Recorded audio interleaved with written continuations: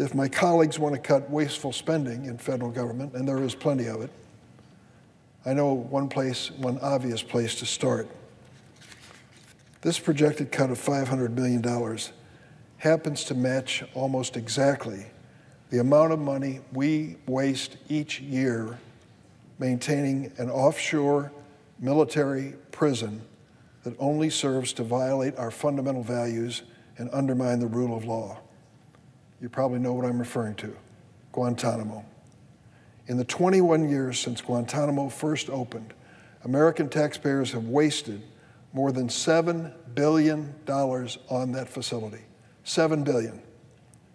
This $7 billion monument to bureaucracy and failed policy costs us $500 million a year to maintain now. The same amount we're cutting from medical research to maintain Guantanamo. So you say to yourself, well, if it keeps us safe, it's worth it.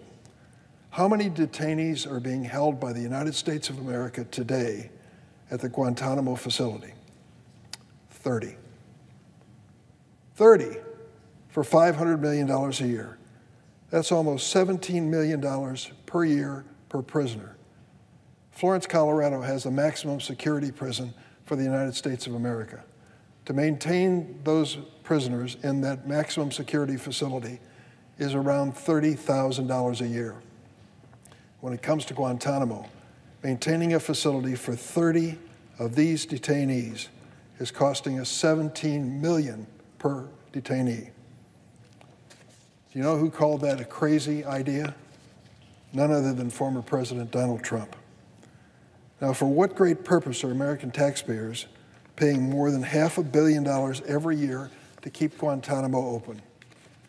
Is it to keep America safe? To detain convicted terrorists and threats to America? Guess again, because right now, 16 of the 30 remaining detainees, more than half of them, have already been approved for release. That means we are wasting hundreds of millions of dollars every year to detain men who should have already been released. What's more, there are 10 other detainees who are still awaiting trials in the facility's dysfunctional military commission. How can we possibly explain to the world, let alone to our own citizens, that we have detained people for over 20 years and never charged them with a crime? The trial against 5 men charged in relation to 9/11 has not even begun, more than 2 decades since the attack on the United States. And those who followed the military commissions the closest can tell you, these trials, let alone any convictions that might come down on appeal, are nowhere in sight. There's not even a plan. Former Bush administration Solicitor General Ted Olson has a special level of expertise and interest in this issue. Ted Olson was chosen by the Bush administration to argue their cases before the Supreme Court. He's a respected lawyer in Washington, D.C. Sadly, on 9/11/2001, Ted Olson's wife died when a plane crashed into the Pentagon. She was a passenger. So he has a special interest in this matter and a special level of expertise. Here's what he wrote about the idea of trials by military commissions of detainees at Guantanamo. He said they were, quote, doomed from the start. He's calling for the Biden administration to negotiate guilty pleas with all the 9/11 defendants. To state the obvious, we are failing the victims of 9/11 and their families by continuing the Guantanamo charade. These military commissions, which was supposed to be the court of law trying the detainees, have not and are unlikely to ever deliver justice. In December of 2021, I chaired a hearing in the Senate Judiciary Committee on Guantanamo. One of our witnesses was Colleen Kelly, a nurse practitioner from the Bronx, mother of 3. She testified about losing her younger brother Bill on 9/11. He was in the North Tower when the first plane crashed. Colleen described the pain of waiting almost 20 years after Bill's death, year after year after year, for something to happen. In March, I received a letter from a young woman named Layla Murphy. She was 3 years old when her father, Brian, died on 9/11. For nearly 22 years, Layla Murphy has waited for trial that has never come. In her letter to me, she pleaded with our government to bring this process to an end by securing guilty pleas from the defendants in the 9/11 cases. Layla, Colleen, and Ted Olson are not alone in calling on the Biden administration to finally deliver a shred of justice to the victims of 9/11 and their loved ones through guilty pleas. Just last week, Layla and several of the children and grandchildren of victims who died on 9/11 wrote to the president. Here's what they said.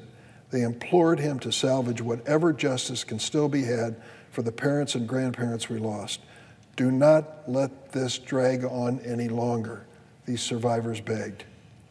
The signers of that letter included 3 daughters of New York firefighter Douglas Miller. He was among the more than 340 firefighters in New York who were killed when the towers collapsed. If you've seen the programs dedicated to these men and women, you cannot forget the bravery that they demonstrated that day. At the time of Mr. Miller's death, his daughters were just children. His firstborn, Elizabeth, was 7, Rachel was 6, Katie was 4. He and his wife Lori, had been sweethearts since high school. In their letter, Mr. Miller's daughters and other signers expressed how hopeful they felt last year when the 9/11 prosecution team began negotiations to finally obtain guilty pleas from the defendants. They considered it a breakthrough that would finally bring closure, that would finally provide answers they'd sought for more than 20 years. But their hopes were crushed when the prosecution team recently indicated they are now going to start to open pretrial litigation again. That was devastating news for these children, like Mr. Miller's daughters. In their letter, they wrote, "The thought of going back to endless courtroom proceedings when more than 10 years of litigation did not lead to trial is painful. Returning to pretrial purgatory will not deliver justice to the loved ones that lost, the people that they cared for so much. The only way to do this is by securing guilty pleas in the 9/11 cases. And let's be honest, this will not be the full measure of justice these families deserve.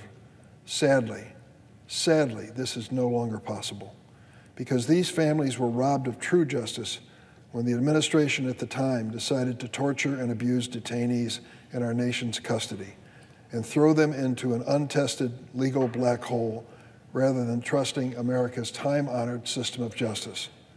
As Ted Olson wrote a few months ago, and I quote, "Nothing will bring back the thousands whose lives were so cruelly taken that September day, but we must face reality and bring this process to an end. The American legal system must move on by closing the book on military commissions and secure guilty pleas. The Biden administration must complete the interagency process to review the terms of the plea deals without further delay. Securing guilty pleas from the detainees who have been charged with a crime will bring us one step closer to ending the shameful chapter of Guantanamo. These men will then serve out their sentences, some for the rest of their lives. And when it comes to the detainees who've not been charged, they should be released. That means the State Department must find countries who will take the 16 men for the approved transfer. It's not an easy assignment, but it's one that is inevitable.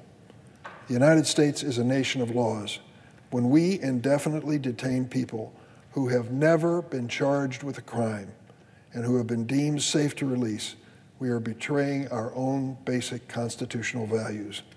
And autocrats abroad point to the history of abuse and detention without charge or trial to justify their own human rights abuses.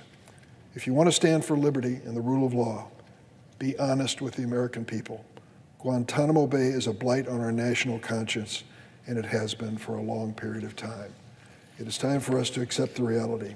It is not only a waste, tremendous waste of taxpayers' dollars, but it is an injustice that must end. Mr. President, I yield the floor.